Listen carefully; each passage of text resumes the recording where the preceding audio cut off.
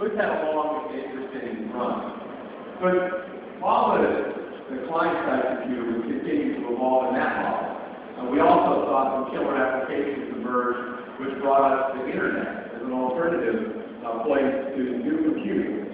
But this computing was a little different than the traditional client-server model of computing, in that there was not that much programming in the internet. It was more of a publishing medium.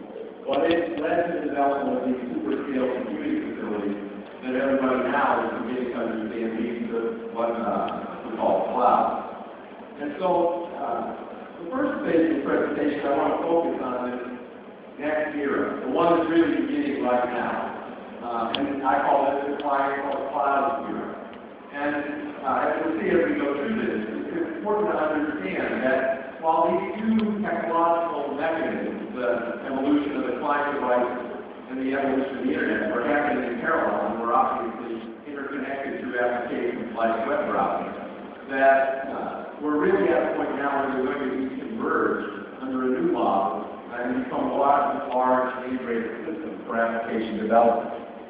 And so in this client and cloud environment, we're going to see some real significant changes in the evolution of the system itself. For 40 years or more, the basic model of developing application software has been to do procedural programming. And it started with things like COBOL and Fortran, and it evolved to more contemporary languages. But they're still almost exclusively the domain of these procedural and iterative languages. And that has taken us a great distance, but it's limited in terms of the number of people that can really get things done easily. And so, because of the increases in computing power that are coming, we're going to see this environment move to one where modeling and visualization at much higher conceptual levels are basic tools. When the personal computer became popular, things like Excel or Lotus 1-2-3, the spreadsheets were introduced. This was a revolution in that it allowed people, without writing a traditional program, to express some form of computation that they wanted to do. The new tools that are going to allow this to happen work at much higher levels and allow us ultimately to build expert systems and to compose applications using that kind of capability in modeling and visualization.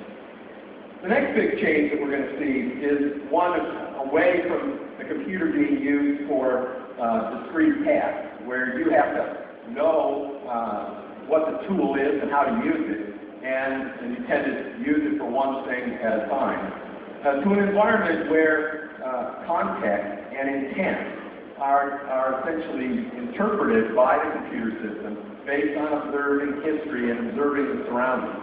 And sensors have become much cheaper, whether they're for camera input or audio input or other types of environmental sensing. All of this becomes a continuous data stream that can be ingested by the computer system, can be shared among them using the network, and all of them provide background.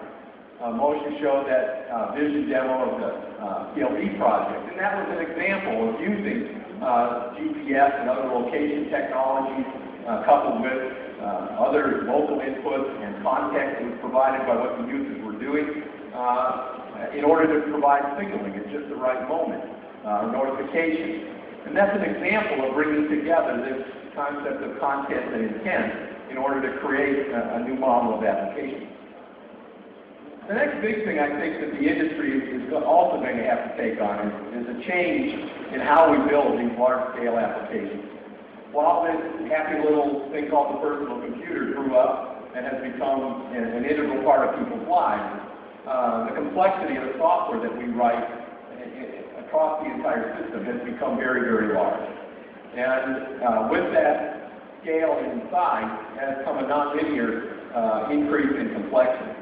And because of the complexity, we suffer a great deal in terms of our ability to predict what the reliability of these large-scale systems would be.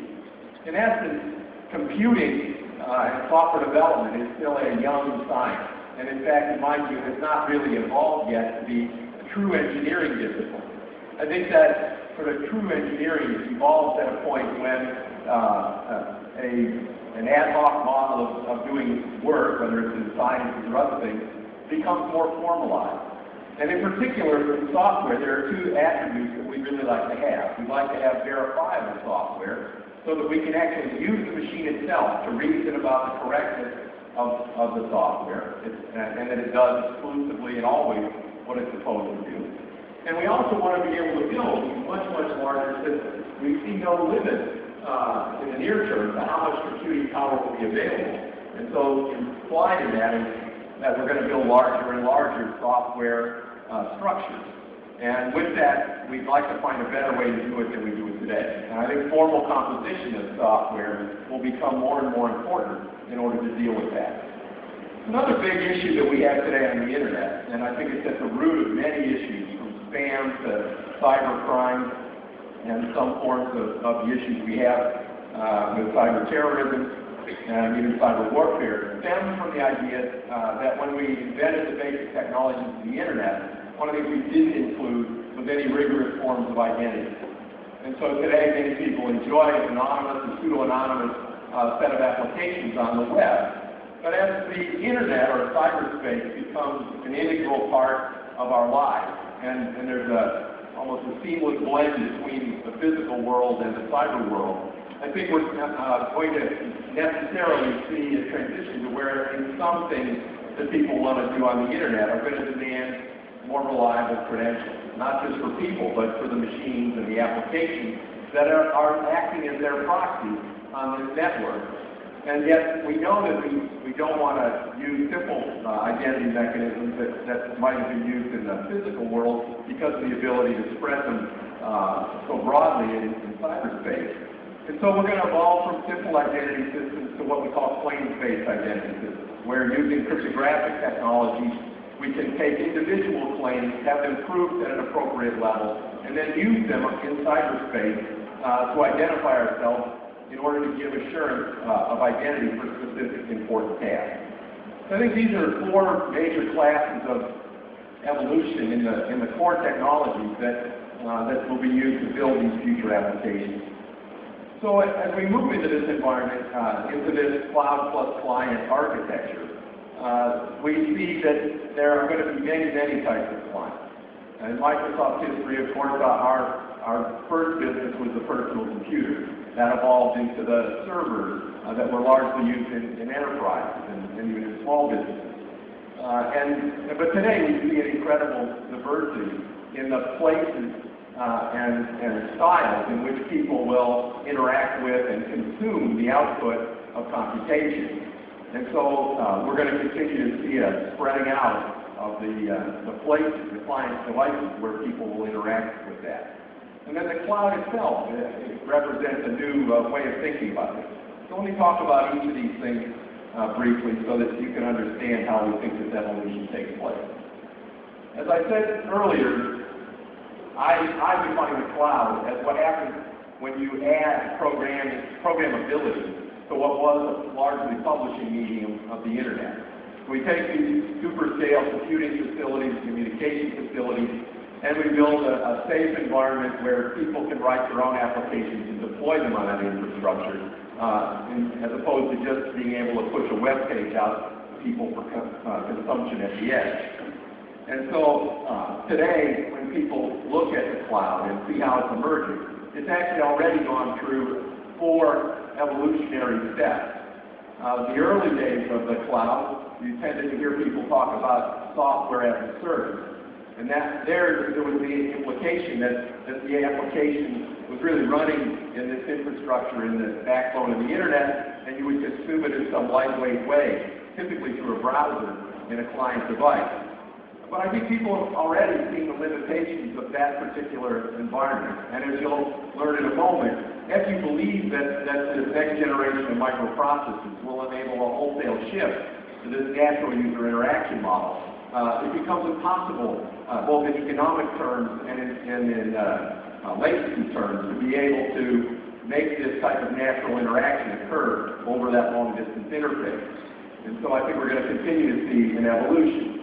So today there are really four types of cloud services that I think people will consume. And if you build up from the bottom in capability, the lowest level people now call infrastructure as a service. This is essentially an environment where you are renting some type of scalable computing capability, but it's a bring your own everything environment. You can bring and run any operating system you want, you can bring and run any applications that you want, but it's largely just renting computational capability. And so there's certainly a number of people who will find that valuable, but for most people it would be roughly equivalent to saying that you wanted to program your server or your personal computer or your phone there to the network. And for most people, that is really not practical and not desirable. So the next step up is what we now call platform as a service. This you can think of as the analogy of having an operating system that has a standard programming environment and toolkit and a set of facilities that it presents, and you can capture applications on top of that. Microsoft has chosen to enter primarily starting at this level, and the Azure platform that we launched and are rolling out worldwide, in fact we announced last week it's now available in Israel, is a platform service in the cloud. The next level up are application services. And here, this is what people call software as a service. You say, I want to rent an application, I want to consume it on some class of device, maybe browser-based or otherwise. And increasingly what you're seeing is that the browser as a container for the client-side application is too limiting an environment. And so more and more you're starting to see a hybridization of how the application is developed, where part of it's developed to run in the client, part of it's developed to run in the cloud, and together they form a cohesive system. And then the final level is called processes in the cloud. And this is where people want to rent an entire business process as a service, for example, a payroll system. And they don't even want to run the individual applications. They want to provide a data feed to a business process and have the entire thing done for them on a turnkey basis. Again, the cloud brings some very important capabilities and that move beyond the kind of outsourced application execution environment that we've seen in the past. But in fact, it would be important that all four of these are available from a variety of vendors in the network. The other thing that will be important is the emergence of what we call private cloud. Most people today think of the cloud as someplace in the internet and anybody can go and run an application or consume an application there. And indeed, that's its primary form today. But Microsoft at least is intent on bringing the technology in the cloud forward in a way where people can build and provision in a variety of ways private cloud. It's clear that there's certain requirements. It could be regulatory, it could be national security related, that will require that some clouds are not open to the public. And in fact, they may have very rigid requirements for their geographic location. And so it's clear that the cloud technology provides a level of capability that we don't get by a linear extension of traditional server technology. And yet it's also clear that there are going to be enterprise and specialty environments like government who will demand that they have complete control over that environment. So much as we were in the business of selling not only software for the clients, but software for servers, Microsoft is going to operate the Azure service for the public consumption and also provide a variety of ways for people who have large-scale elastic computing needs, but have to have complete control of the environment, will also be able to build these type of private clouds in the future. The cloud, in my mind, brings three primary capabilities forward. The first is orchestration. As Moshe said in his remarks, and if you think about this world that has lots and lots of varying computing devices that are in your life or that you encounter in your normal work or social environment, you're going to you want them to be a lot more coordinated in their execution than they have been in the past. Today, people complain about the fact that even if they buy one cell phone and retire it and want to have another cell phone, that there's no really good high-level abstraction that allows the historical context that you have in one to be moved into another. And I think these kind of abilities to transfer that kind of historical information from one device to the next, or in real time to keep them operating in some synchronized way, will become very, very important. And the cloud will become the place where this orchestration can happen, as long as there's connectivity. The second thing that I think that the cloud brings is this concept of elasticity. There are many cases where the amount of computing that you require, particularly in business applications, can be very volatile. And so it's very hard for small companies to be able to accumulate enough computing capability to deal with sudden popularity. But in the world that we know today, where buzz and social and viral marketing techniques can take you from being an unknown to being a well-known in a relatively short period of time, it becomes very important to be able to have some type of elasticity in the computing service.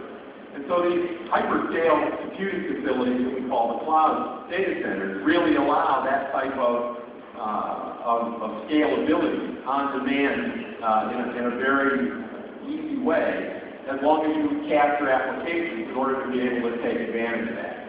If you take a traditional application written for any historical server environment and just say, I want to run it in the cloud, you won't get that kind of scalability. So one of the fundamental differences between a linear extension of the traditional model and the ability to write an application or provision service for this very, very high scale capability is that you have to write the application in a slightly different way. They're not dramatically different, and people who understand how to write applications for traditional machines don't have a big hill to climb in order to learn this, but they do have to take some steps to avail themselves of this elasticity.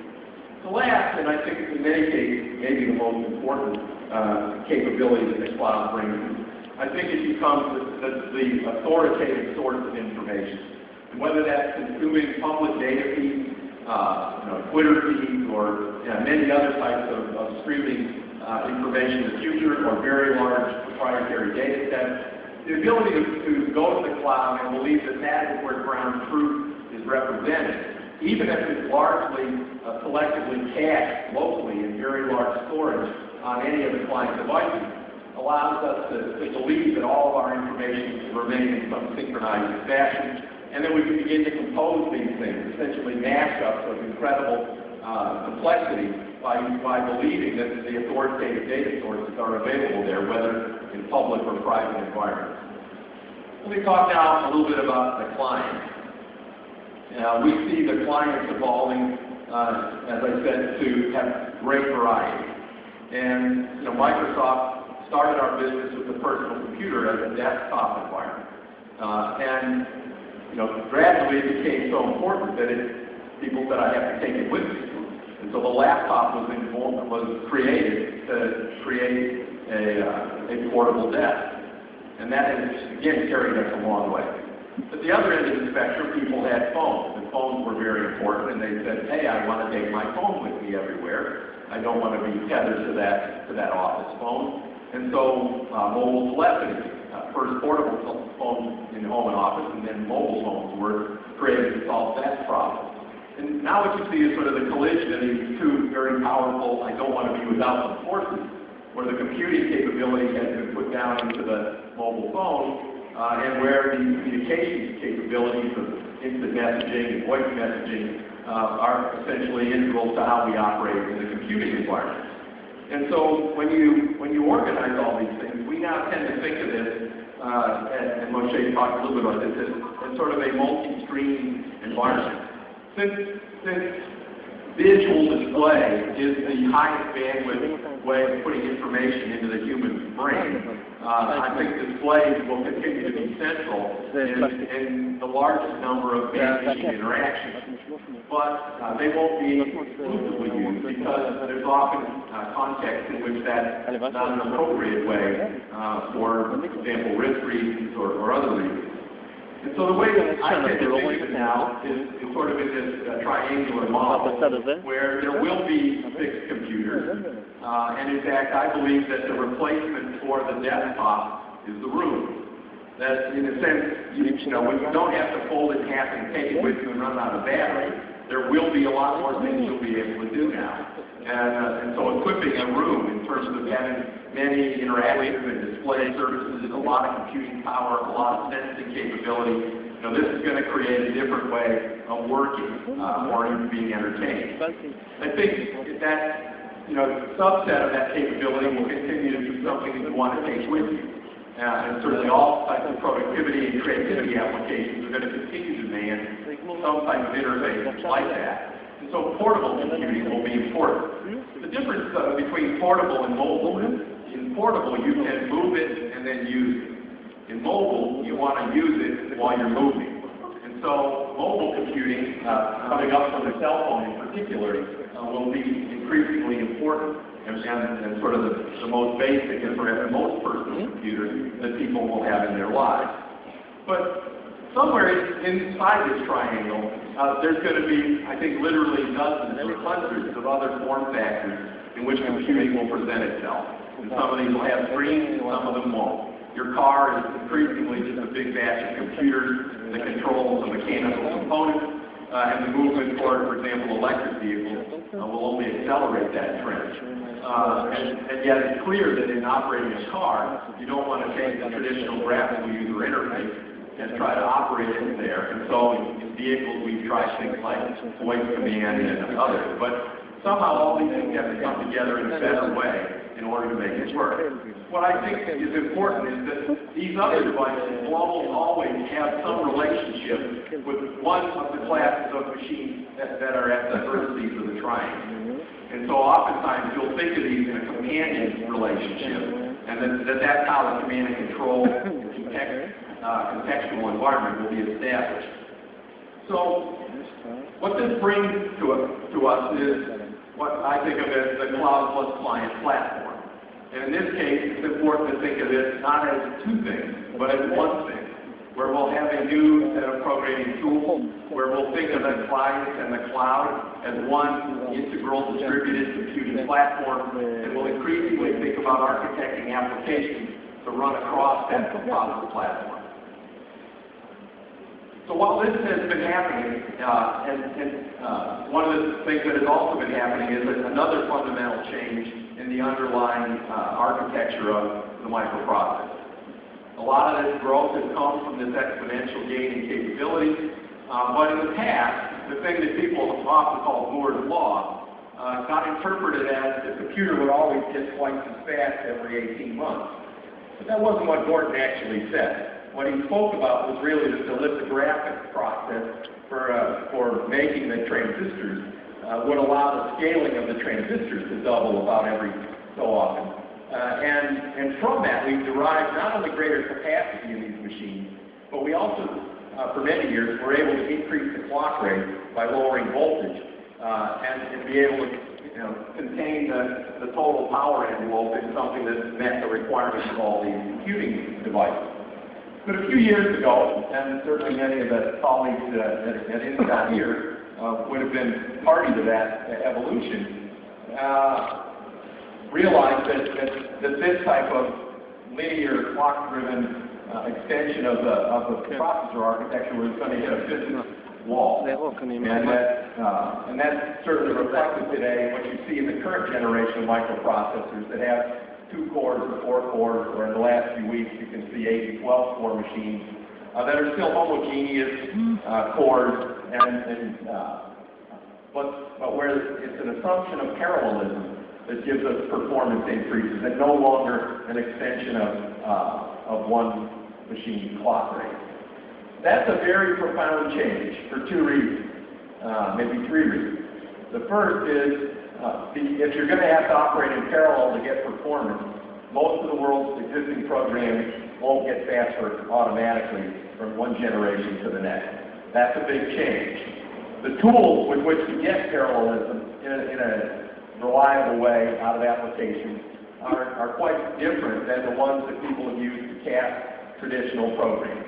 And so there's a change that's going to be required quite broadly to be able to avail yourself of this performance, whether it's on any one of the client devices, or in fact, to harness the distributed concurrent execution environment of the client plus cloud platform. And so, each of these things will require some adjustment. The other thing that's important about this parallelism is if you can harness it, it gives the potential of much greater increases in performance in absolute terms than even the exponential growth that we saw over quite a few years.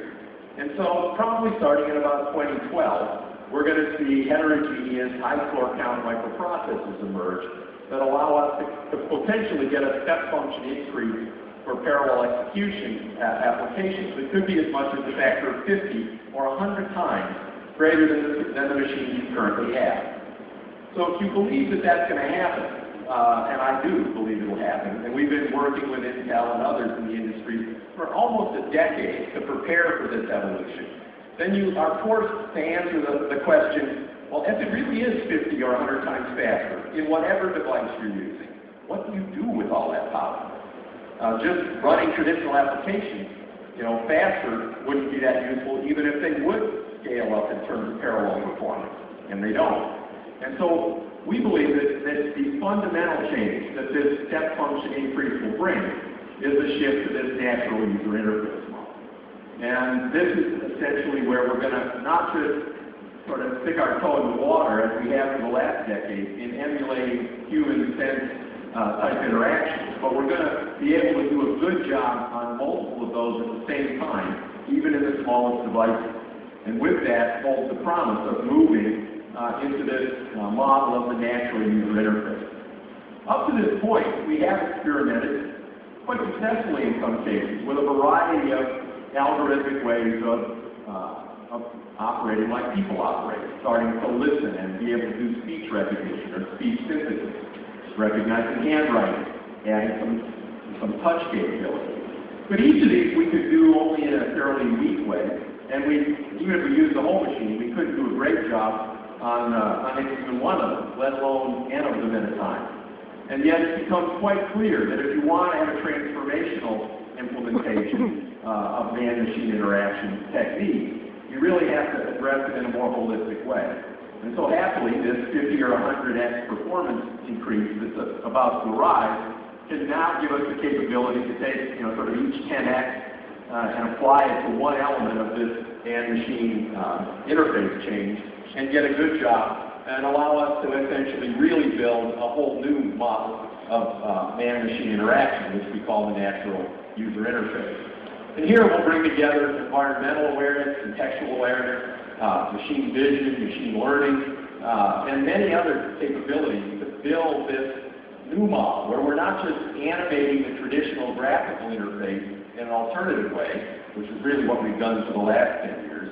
What we'll do is essentially, in many cases, just leave behind completely the historical graphical interaction model, and we'll move to something completely different. And so, in this environment, you'll start to think differently about how you build an application. So this, too, will now be the model that really makes it obvious why you want to think of a cloud plus client platform as one integrated computing environment. If you look at this, hypothetical representation of what that GUI application, any GUI application might be, and you kind of shape this between if it's green, it's all in the client, if it's blue, it's all in the cloud, and if it's mixed colors, it's sort of a mixed mode computation environment. And we think that application designers will now start to have to think about this capability. One of the reasons that I believe so strongly that this model of client cloud will evolve, particularly in a new era, is that the amount of computation that must be done to do a good job on the human sensory emulation is very high. And in fact, unlike most of the computing you do today, which is sort of sporadic or episodic, when you fall on your keyboard, the computer does something and then it waits. Most people's computers today are idle about 97% of the time, if you measure it over a long period. And so it's that idleness that makes people think, well, maybe I could have another era of time sharing. But if you believe that this natural interaction model will be important, then the cost of moving all the sensory data up the wire would be prohibitive, particularly in a mobile environment. Since the cloud is built out of the same chips as the client, for all intents and purposes, if you're not time sharing them, then the economics are really not very good of operating a cloud facility. You want the computer to have, you want a lot of the computing to be on the balance sheet of the consumer, not on the balance sheet of the service provider. And finally, latency becomes a critically important factor. People are very, very sensitive to very small latency changes in these things that represent how they interact with other people. If you've ever watched a DVD or a movie where the soundtrack is just a few, even milliseconds, out of sync with the video track, you know it drives you crazy. And in fact, there are many such things where if you move, if you make a gesture, the gesture doesn't show up at the same time as the audio does. These things are all very distracting. So to do a great job, you have to have very tight tolerance on those latencies. In fact, so tight that even the variation in router hops over a few hops would essentially potentially create enough distortion that you would get an unsatisfying experience.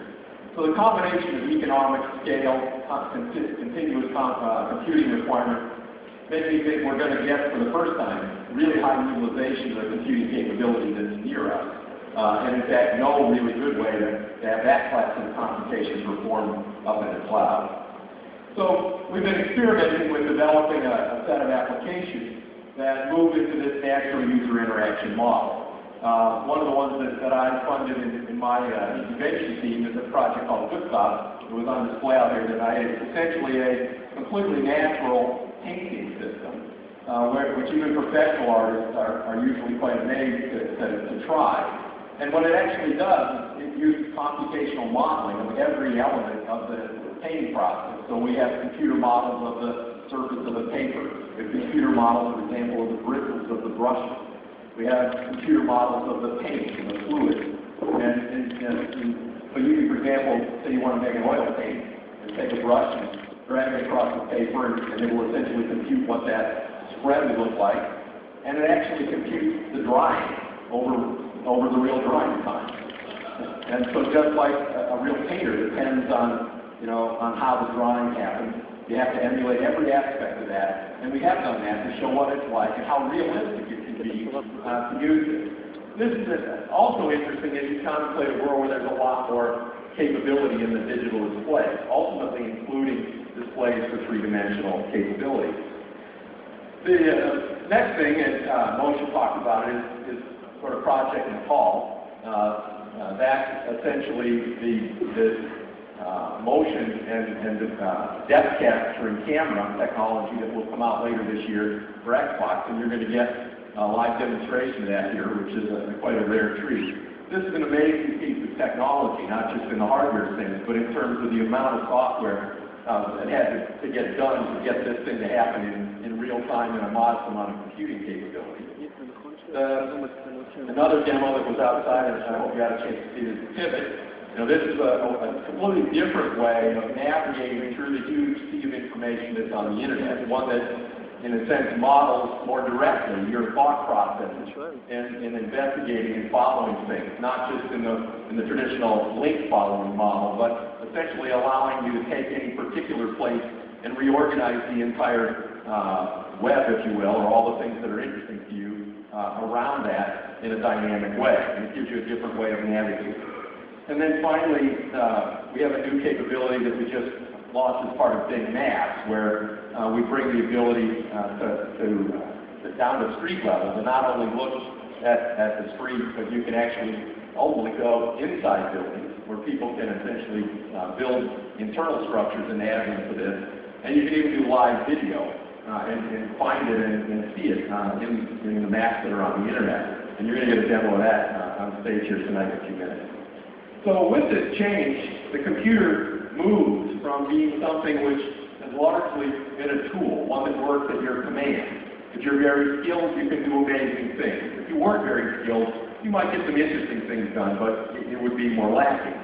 So one where the computer essentially now works on your behalf and uses this contextual awareness in order to create a way for it to help you more, where it becomes proactive and not just a passive tool. And I think that this has the potential to bring radical change to personal productivity. Today, people in senior positions oftentimes have a personal assistant, and that assistant is incredibly valuable. And they become more valuable every day because they have history, they have context, and they make independent decisions. Today, your computers don't do that for you. And yet, since everybody has computers, and ultimately probably has multiple computers, you really want them to begin to function on your behalf and to use their incredible memory and this computing power to begin to take action to assist you more directly. So I'd like to close this talk by showing you a video.